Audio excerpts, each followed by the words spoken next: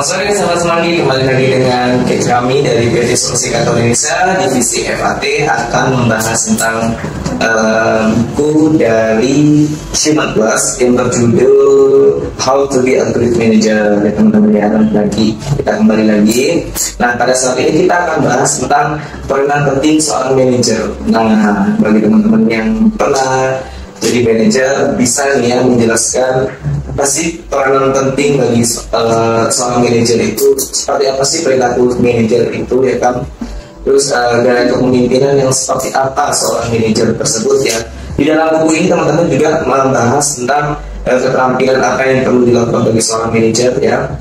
Jadi kita harus tahu nih dalam buku Human Plus ini menjadi seorang manajer itu harus memiliki keterampilan khusus tentunya.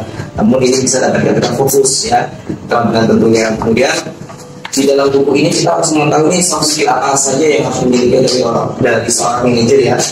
Terus tingkatan manajernya apa aja, terus dari segi teknikal dan konseptualnya seorang manajer itu yang bagaimana ya teman-teman ya. Karena setiap jabatan itu dari supervisor, manajer terus eksekutif itu memiliki teknikal, konseptual dan soft skill yang berbeda-beda teman-teman.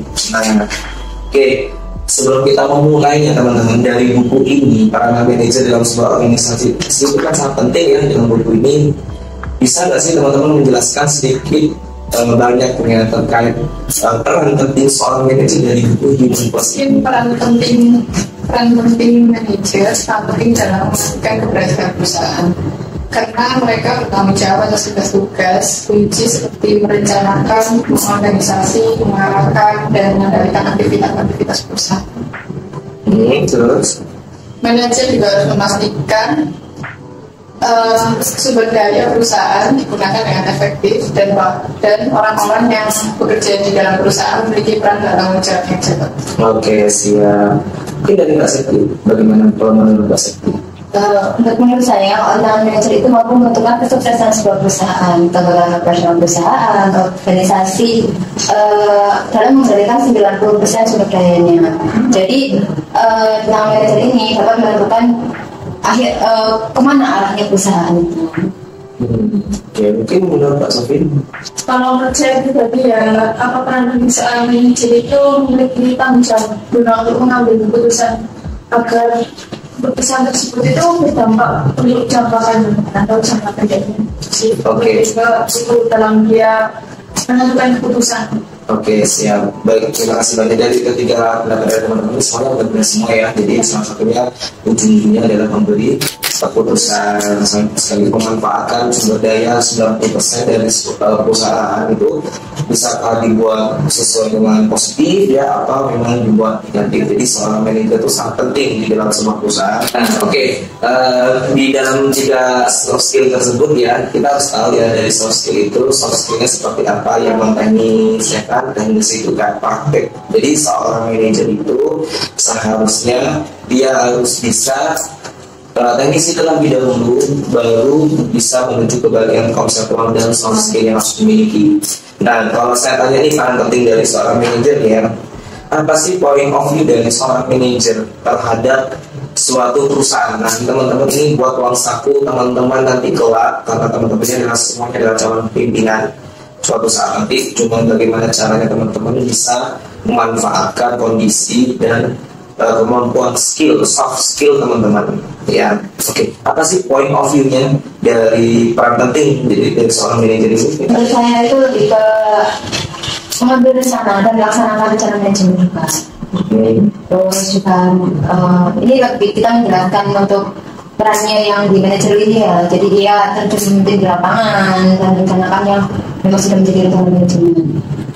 Nah, jadi ini berarti peran di sini adalah supervisor dan manajer di supervisor dan manajer. Oke, siap. Nah, bagaimana kalau middle management? Bagi menurut saya pribadi, middle management itu lebih tingkat atas ya. Jadi itu tanggung jawabnya itu lebih banyak, dan itu dia itu harus mampu untuk bertanggung jawab atas smart divisi. Jadi kayak gimana perusahaan tersebut manajemennya itu bagus dari segi SDM-nya maupun membentuk timnya itu lebih aktif, dan juga memberikan ide-ide yang efisien. Oke, terima kasih banyak teman-teman ya. Jadi itu beberapa sekilas dari buku Human Plus terkait peran penting seorang manajer ya teman-teman ya. Jadi di manajer itu dibagi menjadi 3 bagian. Yang pertama manajer ini, middle dan senior. Nah untuk senior ini biasanya adalah manajer yang dimana dia berada di kantor pusat ataupun officer, biasanya seperti itu. Nah Pak, bagaimana kalau misalkan ada satu perusahaan? Nah tergantung dari struktur organisasinya. Satu perusahaan bisa saja di situ ada manajer senior, memang tidak perlu ada manajer lain dan lain-lain. Bisa saja di dalam satu perusahaan itu struktur organisasinya memiliki senior manager, tergantung dari tingkat dan kesehatan dari perusahaan tersebut yang menemui. Nah biasanya senior manajemen ini dia bagi perusahaan-perusahaan yang memiliki berbagai macam cabang, anak perusahaan dan lain-lain. Bagi teman-teman suatu saat, kalau jika berada di perusahaan yang memiliki banyak cabang, berada di pusat artinya teman-teman berada di senior manager. Di bawah itu akan menjadi staff officer ya, supervisor officer ya, seperti accounting and tax officer, seperti finance officer, admin finance officer. Itu berada di ruang pusat atau senior manager. Pada dasarnya seperti itu ya teman-teman.